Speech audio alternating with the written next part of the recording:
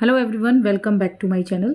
आज हम इकाई 3 समकालीन कक्षा कक्ष में अधिगम अनुभवों का आरेखण के अंतर्गत सबसे पहले पढ़ेंगे योजना हेतु उपकरण के रूप में संकल्पना चित्रण। संकल्पना चित्रण का अर्थ। संकल्पना चित्रण कॉन्सेप्ट मैपिंग एक दृश्य उपकरण है जिसके माध्यम से विचारों, अवधारणाओं और उनके आपसी संबंधों को चित्र के रूप में प्रदर्शित किया जाता है। जो संकल्पना चित्रण है वो एक ऐसा दृश्य उपकरण है जिसके माध्यम से हम विचारों को, अवधारणाओं को और उनके बीच में जो आपसी संबंध होते हैं उनको चित्र रूप में प्रदर्शित कर सकते हैं। तो इसको ही हम कहते हैं संकल्पना चित्रण। यह शिक्षण योजना बनाते समय शिक्षक को यह समझने में मदद करता है कि कौन सी अवधारणाएं एक दूसरे से जुड़ी हैं और कैसे सिखाई जाएं। तो जो संकल्पना चित्रण एक तरीके से हम कह सकते हैं एक ऐसा टूल है जो शिक्षण योजना बनाने में, विषय को व्यवस्थित करने में, बच्चों को स्पष्ट रूप से समझाने में मदद करता है। तो इसी को कहेंगे हम संकल्पना चित्रण। नेक्स्ट, संकल्पना चित्रण के उद्देश्य। संकल्पना चित्रण के उद्देश्य की अगर हम बात करें तो इसके जो उद्देश्य हैं, जैसे कि पहला है शिक्षण योजना को स्पष्ट और व्यवस्थित बनाना। जो हम शिक्षण योजना तैयार करने जा रहे हैं वो स्पष्ट बने और सही तरीके से व्यवस्थित क्रम में बने। तो इसका उद्देश्य है शिक्षण योजना को स्पष्ट और व्यवस्थित बनाना। दूसरा, मुख्य बिंदुओं और अवधारणाओं के बीच संबंध दिखाना। जो मेन पॉइंट्स हैं, जो मुख्य बिंदु जो हमें अपनी शिक्षण योजना में डालने हैं और जो अवधारणाओं को हमने उसमें क्लियर करना है, तो उन सबके बीच में क्या संबंध है इसको दिखाना। बच्चों को विषय का संपूर्ण दृष्टिकोण देना। जो भी विषय, जो भी टॉपिक हम बच्चों को पढ़ाने जा रहे हैं उसका पूरा ओवरव्यू उनको देना। जटिल विषयों को सरल और समझने योग्य बनाना। जो कठिन विषय हैं उनको सरल बनाना और बच्चे जिससे कि समझ पाएं। तो इस सब चीज़ों में संकल्पना चित्रण का महत्व है। अधिगम के परिणामों की समीक्षा में सहायता करना। जो हमने बच्चों ने अधिगम किया है, जो हमने शिक्षण कार्य कराया है, उसके क्या परिणाम आए हैं उनकी समीक्षा करना।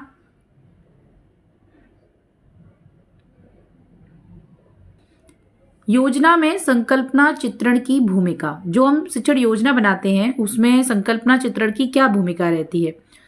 शिक्षक को यह तय करने में सहायता मिलती है कि क्या सिखाना है और कैसे सिखाना है।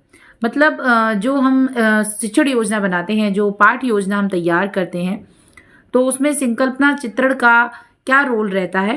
तो संकल्पना चित्रण से शिक्षक को ये सहायता मिलती है कि उसको क्या सिखाना है और किस क्रम में सिखाना है, किस सीक्वेंस में सिखाना है, कैसे सिखाना है। तो इस शिक्षक को यह तय करने में सहायता मिलती है कि क्या सिखाना है और कैसे सिखाना है। यह शिक्षण की प्रक्रिया का मानचित्र, मैप बनाता है। जो शिक्षण प्रक्रिया चलने वाली है तो उसका एक मैप तैयार करता है जिससे शिक्षक गतिविधियों और मूल्यांकन की योजना आसानी से कर सकता है। जिससे कि शिक्षक जो भी गतिविधि कक्षा में कराने वाले हैं और जिस तरीके से बच्चों का मूल्यांकन करने वाले हैं, तो उसकी जो एक योजना बनाई जाती है उसमें आसानी करता है। तो इस तरीके से संकल्पना चित्रण की ये भूमिका है। संकल्पना चित्रण बनाने के चरण। तो जो संकल्पना चित्रण आप बनाने जा रहे हैं उसके कुछ चरण होते हैं, किस क्रम में बनाया जाता है वो। तो सबसे पहला है इसका मुख्य विषय। तो मेन टॉपिक, आपको पता होना चाहिए मेन कॉन्सेप्ट क्या है, किस विषय पर आप बनाने वाले हैं। तो सबसे पहले आपको मुख्य विषय चुनना है, जैसे कि पर्यावरण या गणितीय आकृतियां। आपने कोई भी एक टॉपिक ले लिया, पर्यावरण या फिर गणितीय आकृति। सबसे पहला स्टेप यही है। दूसरा है उप अवधारणाएं। जो भी उसके सब कॉन्सेप्ट्स है उनको लिखिए कि इसमें आप पर्यावरण अगर आप कराने जा रहे हैं तो पर्यावरण के अंदर आप कौन से टॉपिक लेने वाले हैं, जैसे कि जल या वायु, मृदा, किस चीज़ के बारे में आप पढ़ाएंगे। फिर संबंध जोड़ना। फिर उसके बाद जो भी आप पढ़ाने जा रहे हैं, जो भी आपने टॉपिक्स लिए हैं, जो भी कॉन्सेप्ट्स आपने लिए हैं, सब कॉन्सेप्ट्स, जैसे कि जल, वायु, मृदा, आप तीनों के बारे में पढ़ाएंगे, तो उनके बीच में क्या लिंक है, तो वो भी चीज़ें क्लियर करना जो दर्शाएं कि अवधारणाएं एक दूसरे से कैसे जुड़ी हैं। कीवर्ड्स या वाक्यांश जोड़ें, जैसे निर्भर करता है या आवश्यक है। तो कीवर्ड्स कुछ ऐसे वर्ड्स या कुछ ऐसे छोटे छोटे वाक्यांश लेकर उनको आपस में उनको लिंक बनाना। चित्र या प्रतीक जोड़ें ताकि यह आकर्षक व स्पष्ट बने। तो जो संकल्पना चित्रण आप बनाने जा रहे हैं, सबसे पहले तो हम उसमें मेन टॉपिक ढूंढेंगे, अपना मेन कॉन्सेप्ट ढूंढेंगे कि हम उसमें क्या समझाने जा रहे हैं, कौन सा विषय के बारे में अध्ययन कराने जा रहे हैं। उसके बाद उसके साथ साथ उसकी सब कॉन्सेप्ट्स क्या क्या हैं, किस किस चीज के बारे में हम पढ़ाएंगे, तो हमको ये पता होना चाहिए। इसके बाद उनके बीच में लिंक होना चाहिए, जो भी आप पढ़ाने जा रहे हैं उनके बीच में एक दूसरे से किस तरीके से वो संबंध है। इसके लिए कुछ कीवर्ड्स यूज करने हैं, कुछ वाक्यांश यूज करने हैं। इसके साथ साथ जो नेक्स्ट स्टेप है उसमें चित्र या प्रतीक जोड़ सकते हैं, जिससे कि वो ज्यादा अट्रैक्टिव और क्लियर लगे, स्पष्ट लगे। उदाहरण के तौर पे अगर हम बात करें, जैसे कि जल चक्र, वाटर साइकिल अगर हम कराने जा रहे हैं, ले लेते हैं। यहाँ पर जो हमारा मुख्य संकल्पना है वो है जल। जो मेन कॉन्सेप्ट है हमारा, जो मुख्य विषय है वो जल। जल के बारे में आज हम पढ़ने वाले हैं और जल से जुड़ी हुई किन किन और हम संकल्पनाओं को जानेंगे, वो है आपकी वाष्पीकरण, संघनन, वर्षा और संग्रहण। इन 4 चीजों को हम समझेंगे। तो ये उप संकल्पनाएं हो गई हमारी, और जल जो है वो मुख्य संकल्पना हो गई। इसके बीच में हम संबंध बताएंगे। इसके साथ साथ कुछ कीवर्ड्स और वाक्यांश का प्रयोग करते हुए हम अपना जो संकल्पना चित्रण है उसको बनाएंगे। तो जैसे कि यहाँ पर आपको दिखाया गया है संबंध। संबंध में जल, फिर दिखाया है वाष्पीकरण, उसके बाद भाप बनता है, उसके बाद संघनन से बादल बनते हैं और फिर वर्षा से पृथ्वी पर लौटता है। तो ये दिखाने का प्रयास किया गया है कि जो जल है वो किस तरीके से जब वो वाष्प में बदल जाता है तो उस घटना को वाष्पीकरण कहते हैं। और जो वाष्पीकरण की घटना होती है, उसी जब पानी होता है वो भाप बनता है तो उसको वाष्पीकरण की घटना कहते हैं, जो आपस में रिलेटेड है। और जब वो पानी भाप में या वाष्प में बदल जाता है और ऊपर चला जाता है तो ऊपर जाके वो ठंडा हो जाता है और पानी की बूंदों में जल वाष्प जो होती है वो जल की बूंदों में बदल जाती है। इसको संघनन कहेंगे। तो संघनन से क्या होते हैं, बादल बनते हैं। इसके बाद फिर वो बादल जब भारी हो जाते हैं तो वर्षा के रूप में पृथ्वी पर वापस आ जाता है जल। तो ये हो गया जल का एक चक्र। तो इसको इस तरीके से समझाने का प्रयास किया गया कि जल के वाष्पीकरण से भाप बनता है और जो भाप होता है वो ऊपर जाके जल की बूंदों में बदल जाता है। उसी के संघनन से बादल बनते हैं और वो बादल फिर बारिश के रूप में या वर्षा के रूप में पृथ्वी पर वापस लौट आते हैं। तो ये हमारा एक संकल्पना चित्रण है, जिसका हमारा मुख्य विषय था, मुख्य संकल्पना थी जल, और उसकी जो मुख्य उप संकल्पनाएं थी वो थी वाष्पीकरण, संघनन, वर्षा और संग्रहण। तो इसको कहेंगे हम अपना संकल्पना चित्रण। चार्ट पेपर पर तीरों, वृत्तों और बॉक्स का उपयोग करके दिखाया जा सकता है। इसको और भी तरीके से हम दिखा सकते हैं, अलग अलग डिजाइन बना के, चित्र बना के, किसी भी तरीके से हम किसी एक मुख्य विषय को, किसी एक टॉपिक को बहुत अच्छे से क्लियर करने के लिए इस तरीके को अपनाते हैं। एक मैपिंग करते हैं जिसमें हम शुरू से लेके एंड तक अपने पॉइंट को क्लियर करते हैं। शिक्षण योजना में उपयोग। तो शिक्षण योजना में इसका क्या उपयोग है? योजना बनाते समय विषयों को क्रमबद्ध करने में सहायक। तो जो हम योजना बनाते हैं, अपनी शिक्षण योजना बनाते हैं, उसमें जो विषय होते हैं उनको क्रमबद्ध करने में सहायक है। पाठ प्रस्तुति के समय जो आप पाठ प्रस्तुत करने जा रहे हैं विद्यार्थियों के लिए, तो विद्यार्थियों को विषय की रूपरेखा दिखाने में सहायक है। तो जो संकल्पना चित्रण होता है वो जो आप विषय पढ़ा रहे हैं तो उसकी एक रूपरेखा बना देता है, जिससे कि बच्चों के लिए वो आसान हो जाता है और थोड़ा रुचिकर भी हो जाता है। मूल्यांकन में यह देखने में मदद करता है कि विद्यार्थी अवधारणाओं के बीच संबंध समझ पाए हैं या नहीं।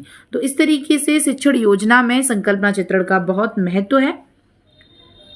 निष्कर्ष, संकल्पना चित्रण एक प्रभावी उपकरण है जो शिक्षण को दृश्य, संगठित और सार्थक बनाता है। यह शिक्षक और विद्यार्थी दोनों के लिए अधिगम को सरल, रोचक और स्थायी बनाता है। इसके बाद हमारा टॉपिक है समकालीन कक्षा कक्ष में अधिगम अनुभवों का आरेखन। अर्थ, समकालीन कक्षा। समकालीन कक्षा कहते हैं हम आधुनिक समय की बालक केंद्रित कक्षा। जो आधुनिक समय की जो बालक केंद्रित कक्षा है, इसी को हम समकालीन कक्षा कहेंगे। अधिगम अनुभवों का आरेखन, इसका मतलब क्या है? ऐसी योजना बनाना जिससे बच्चे अनुभव करके सीखें, इसी को हम कहते हैं अधिगम अनुभवों का आरेखन। कि किस तरीके से योजना बनाना है कि बच्चे जो भी सीखें वो अनुभव करके सीखें, तो इसी को कहेंगे अधिगम अनुभवों का आरेखन। शिक्षक का कार्य मार्गदर्शन देना, जानकारी थोपना नहीं। यहाँ पर जो शिक्षक का कार्य है वो मार्गदर्शन देने का है, यानी कि मार्गदर्शक की भूमिका में है। उद्देश्य की बात करें तो इसका पहला उद्देश्य है सोचने समझने की क्षमता विकसित करना। तो बच्चे के अंदर सोचने समझने की क्षमता विकसित करना। दूसरा, सीखने को रोचक और प्रासंगिक बनाना। जो सीखना है वो रोचक हो और प्रासंगिक हो। प्रासंगिक का मतलब जिसका किसी विषय या परिस्थिति से सीधा संबंध हो, तो संबंध बताना। व्यक्तिगत भिन्नताओं का ध्यान रखना। अनुभव के माध्यम से अधिगम, ज्ञान को जीवन से जोड़ना। तो ये उद्देश्य है कि बच्चे के अंदर, जो विद्यार्थी है उसके अंदर सोचने समझने की क्षमता विकसित हो। वो जो भी चीजें सीख रहा है वो रुचि के साथ सीखे और उसका जीवन की वास्तविक परिस्थितियों से सीधा संबंध हो। बच्चे की या कक्षा कक्ष में इतने सारे विद्यार्थी होते हैं, वो अपने में सारे बच्चे अलग अलग होते हैं, तो उन सबकी व्यक्तिगत भिन्नताओं का ध्यान रखना। अनुभव के माध्यम से बच्चे को अधिगम कार्य कराना और इसके साथ साथ ज्ञान को जीवन से जोड़ना। तो ये सारे उद्देश्य हैं अधिगम अनुभव आरेखण के। इसके बाद है समकालीन कक्षा की विशेषताएं। तो समकालीन कक्षा की क्या विशेषताएं होती हैं? यहाँ पे ये बाल केंद्रित होती है, शिक्षक मार्गदर्शक की भूमिका में होता है, बच्चे सक्रिय प्रतिभागी होते हैं, एक्टिविटीज कराई जाती हैं, सतत और समग्र मूल्यांकन चलता है। तो यही सारी इसकी विशेषताएं हैं। जैसे कि शिक्षक मार्गदर्शक है, बच्चे सक्रिय प्रतिभागी होते हैं, प्रोजेक्ट, चर्चा, गतिविधि आधारित अधिगम प्रक्रिया चलती है, आईसीटी, चार्ट, मॉडल आदि का उपयोग किया जाता है, सतत एवं समग्र मूल्यांकन। तो ये समकालीन कक्षा कक्ष की विशेषताएं हैं। अधिगम अनुभवों के आरेखण की प्रक्रिया। तो इसमें सबसे पहले उद्देश्य तय करना कि किस उद्देश्य से आप अपना जो पाठ योजना बना रहे हैं वो किस उद्देश्य से बना रहे हैं। तो उद्देश्य तय करना, क्या सिखाना है और क्यों, ये पता होना चाहिए कि हमको क्या सिखाना है और क्यों सिखाना है। सीखने वाले की जरूरतों को समझना, सीखने वाले की जरूरतों को समझना, उनकी आयु, पृष्ठभूमि और पूर्व ज्ञान के अनुसार। तो जिसको भी आप सिखाने जा रहे हैं तो उसकी जरूरत को समझना, उसकी एज क्या है, वो किस पृष्ठभूमि से आया है और उसको पहले उस चीज का कितना ज्ञान है। तो ये इसका दूसरी स्टेप हो गया। और इसके बाद है सामग्री का चयन। फिर आप सामग्री का चयन करेंगे। आपने उद्देश्य तय कर लिया है, सीखने वाले की जो भी जरूरतें हैं उनको समझ लिया है। इसके बाद आप सामग्री का चयन करेंगे। तो कौन से विषय आपको पढ़ाने हैं, उदाहरण क्या देने हैं और इसके साथ साथ संसाधन, जो भी संसाधन उपयोग होंगे उनके बारे में। गतिविधियां बनाना, उसके बाद आप एक्टिविटीज क्या क्या करानी है, उसमें किस तरीके से जो आप सिखाने जा रहे हैं वो और ज़्यादा बच्चे के लिए रोचक हो। तो उसके लिए आप कौन कौन सी एक्टिविटीज कराएंगे, उसमें क्या क्या ऐड करेंगे, क्या प्रयोग करेंगे, खेल के माध्यम से, चर्चा के माध्यम से, चित्रण के, कहानी, भूमिका, अभिनय, जो भी तरीके, जिस भी तरीके से आप बच्चे को सिखाना चाहें तो आप उसके बारे में उसको बनाएंगे। उसके बाद मूल्यांकन की योजना। और फिर जब आपने अधिगम प्रक्रिया अपनी संपन्न कर ली तो आप फिर मूल्यांकन की योजना बनाएंगे कि सीखने के बाद बच्चे ने कितना सीखा या जानने के तरीके तय करना। तो बच्चा जो भी चीज़ आपने सिखाई है, जो शिक्षण कार्य आपने कराया है, उससे बच्चे कितना सीखे हैं तो आप इसको जानेंगे। तो बच्चे को किस तरीके से आपको उसका मूल्यांकन करना है ये भी आपको समझना है। तो यहाँ पर आपकी जो अधिगम अनुभव आरेखण की प्रक्रिया है वो यही इसी तरीके से चलेगी। सबसे पहले आपको उद्देश्य तय करना है, उसके बाद आपको जो सीखने वाला है, अधिगम करता है, तो वो उसकी ज़रूरत को समझना है। उसके बाद आपको सामग्री का चयन करना है, गतिविधियां बनानी है और लास्ट में आपको मूल्यांकन करना है। और जो भी फिर उसमें कमियां आती हैं उसमें आपको फिर सुधारात्मक कार्य करना है। उदाहरण की बात करें तो यहाँ पर हमने अपना टॉपिक जैसे कि विषय लिया पर्यावरण अध्ययन। तो यहाँ पर हमारा जो विषय है वो है पर्यावरण अध्ययन और उसके अंतर्गत जो टॉपिक है वो है जल संरक्षण। तो हमारा यहाँ पे उद्देश्य है कि बच्चा अपने पर्यावरण के प्रति जागरूक हो। तो इस उद्देश्य से हम आज पर्यावरण अध्ययन के अंतर्गत जल संरक्षण को पढ़ाएंगे। उसके बाद आप देखेंगे बच्चा किस क्लास का है, क्या उसकी पृष्ठभूमि है, गांव के क्षेत्र से आया है, शहर के क्षेत्र से आया है, तो ये सारी चीज़ें आप समझेंगे। उसके बाद फिर आप सामग्री का चयन करेंगे, आप किन किन चीज़ों का उसमें उपयोग करने वाले हैं वो सारी चीज़ें हो जाएंगी। उसके बाद आप एक्टिविटीज़ कराएंगे। तो जैसे एक्टिविटी में आपने सबसे पहले एक्टिविटी कराई, बच्चे अपने घर या विद्यालय में पानी की उपयोग सूची बनाएं। तो सबसे पहले बच्चे क्या करेंगे कि आप अपने घर में और विद्यालय में पानी के कहाँ कहाँ पानी यूज़ करते हैं उसके लिए एक टेबल बनाएंगे। तो ये हो गई एक्टिविटी 1। उसके बाद गतिविधि 2 में समूह चर्चा, पानी बचाने के उपाय। जब आपने कर लिया कि हाँ पानी की, हमें हर चीज़ में पानी की ज़रूरत पड़ती है, हर एक काम पानी से चलता है, पानी के बिना कुछ भी नहीं है। उसके बाद आप फिर उनसे चर्चा करेंगे कि पानी को कैसे बचाया जाए। उसके बाद गतिविधि 3 है, जैसे पोस्टर बनाना, जल है तो कल है। तो इस तरीके से बच्चे पोस्टर बनाएंगे और इस तरीके से स्लोगन लिखेंगे, जल है तो कल है। मूल्यांकन के अंतर्गत बच्चों के बनाए पोस्टर और चर्चा में भागीदारी से मूल्यांकन किया जाए। तो बच्चों ने जो पोस्टर बनाए हैं और है जिस तरीके से बच्चों ने चर्चा में पार्टिसिपेट किया है उस सब का मूल्यांकन किया जाएगा। तो ये हो गया अधिगम अनुभवों का आरेखन। समकालीन कक्षा में अधिगम अनुभवों का आरेखन बच्चों को सोचने, खोजने और प्रयोग करने के अवसर देता है।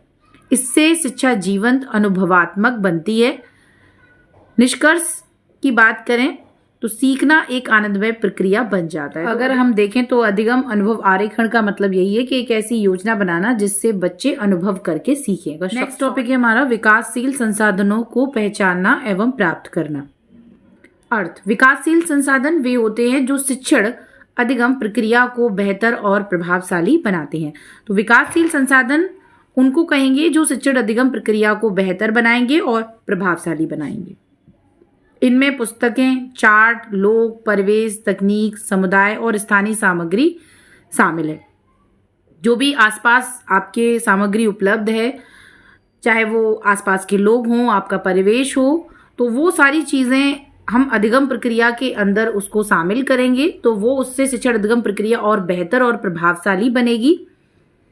जैसे कि सरल शब्दों में आप समझना चाहें तो विकासशील संसाधन वे साधन हैं जिन्हें शिक्षक पहचानकर और उपयोग में लाकर शिक्षण को जीवंत, सार्थक और प्रभावी बनाता है।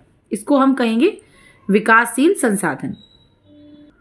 उद्देश्य, सबसे पहला उद्देश्य है शिक्षण के लिए आवश्यक विविध संसाधनों की पहचान करना।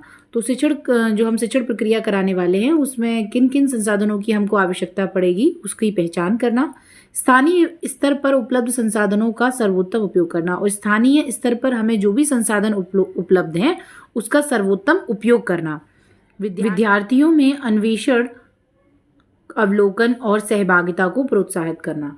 तो विद्यार्थियों के अंदर एक खोज प्रवृत्ति आएगी, वो खोज करना सीखेंगे, जांच करेंगे, अवलोकन करेंगे और प्रोत्साहित होकर सहभाग करेंगे।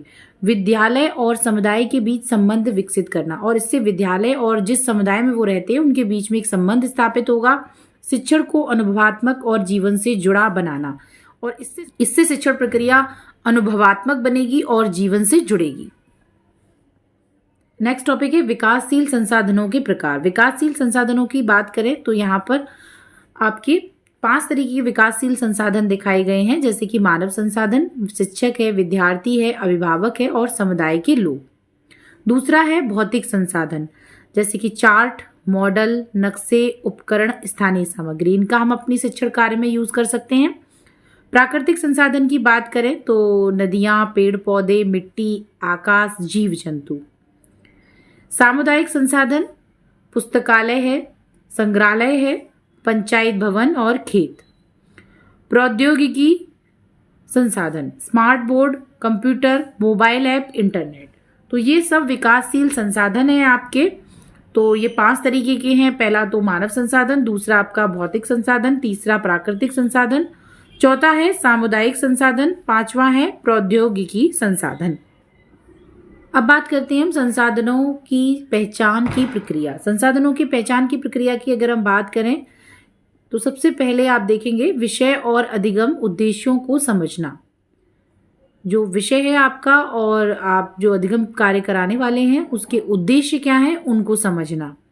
यह देखना कि कौन से संसाधन विषय को रोचक बना सकते हैं। विद्यालय और समुदाय में उपलब्ध साधनों की सूची बनाना। बच्चों को खोज और चयन में शामिल करना। जिन संसाधनों की कमी हो उन्हें विकसित करने की योजना बनाना।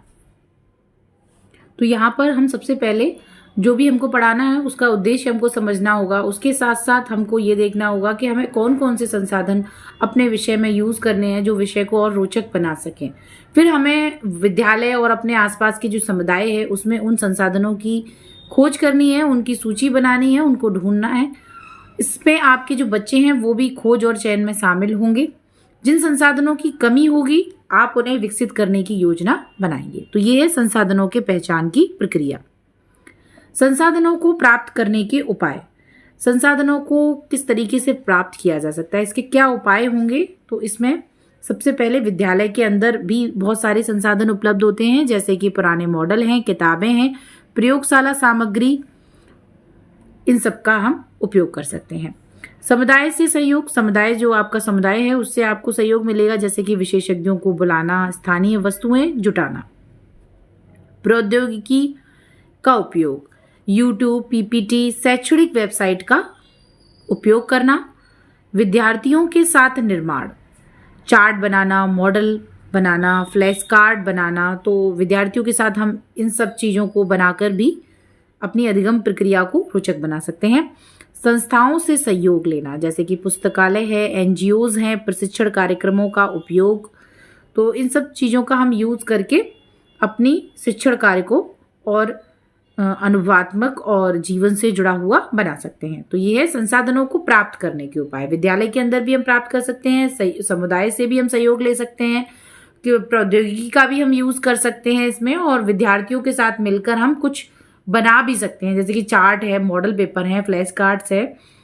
और इसके साथ संस्थाओं का भी उपयोग हम कर सकते हैं, संस्थाओं से भी हम सहयोग ले सकते हैं। उदाहरण विषय है पर्यावरण अध्ययन। तो पर्यावरण अध्ययन में आपका जो विषय है वो है पर्यावरण अध्ययन, और इसमें जो संसाधन है वो नज़दीकी बगीचे में भ्रमण करके पेड़ों की पहचान करवाना। तो नज़दीक का जो बगीचा है उसमें हम बच्चों को लेके जाएंगे और वहाँ पर उनको भ्रमण कराएंगे और फिर वहाँ पर पेड़ों की पहचान करवाएंगे। तो ये भी एक संसाधन की तरह उपयोग किया जा सकता है। बच्चों से पत्तियों का संग्रह करवाकर चार्ट बनवाना। तो बच्चों से पत्तियां हम संग्रह करवाएंगे, अलग अलग पेड़ों से पत्तियां बच्चे लेंगे और उनका संग्रह करके चार्ट बनाएंगे। मोबाइल से पेड़ पौधों की तस्वीरें दिखाना। तो इस तरीके से हम अपने यूज़ कर सकते हैं। हम अपना जो टॉपिक है हमारा पर्यावरण अध्ययन, तो उसमें बच्चों को हम घुमाने के लिए लेके जा सकते हैं और बच्चों से पेड़ों की पत्तियां इकट्ठी करवा के उनसे कोई चार्ट बनवा सकते हैं, या फिर मोबाइल से बच्चों को पेड़ पौधों की तस्वीरें दिखा सकते हैं। तो इस तरीके से हम अपने शिक्षण कार्य को और रोचक बना सकते हैं। शिक्षक की भूमिका। तो शिक्षक की भूमिका यहाँ पर यही है कि आपको उपलब्ध संसाधनों को सही चयन और उपयोग करना है। जो भी संसाधन आपके पास उपलब्ध हैं उसका सही चयन कर पाएं आप, के जो आपके विषय से बिल्कुल रिलेटेड हो, और उसका उपयोग कर पाएं। विद्यार्थियों को संसाधन खोजने और उपयोग करने के लिए प्रेरित करना, और विद्यार्थियों को ज़्यादा से ज़्यादा प्रेरित करना कि वो खोजें, जो आप जो टॉपिक पढ़ रहे हैं उससे जुड़ी हुई चीज़ें जो भी आपको मिल रही हैं उनको खोजो और उनका उपयोग करो। समुदाय से जुड़ाव बढ़ाना, और समुदाय के साथ बच्चों का जुड़ाव बढ़ना, जिससे कि जो भी उनका ज्ञान है वो व्यवहारिक हो, जो भी वो सीख रहे हैं वो अनुभव से सीखें। संसाधनों का संरक्षण और पुनः उपयोग सुनिश्चित करना। जो संसाधन हैं उनका संरक्षण करना और उसको बार बार यूज करना। तो ये है शिक्षक की भूमिका। निष्कर्ष है, विकासशील संसाधनों की पहचान और प्राप्ति से, जो विकासशील संसाधन है उनकी पहचान और प्राप्ति से शिक्षण अधिक अनुभवात्मक, रोचक और जीवन से जुड़ा बनता है। तो इसके पीछे यही एक कारण है कि शिक्षण जो प्रक्रिया चल रही है, जो बच्चे अधिगम कर रहे हैं वो अनुभव के द्वारा सीखें, वो ज़्यादा से ज़्यादा जीवन से जुड़ा हो, रोचक हो।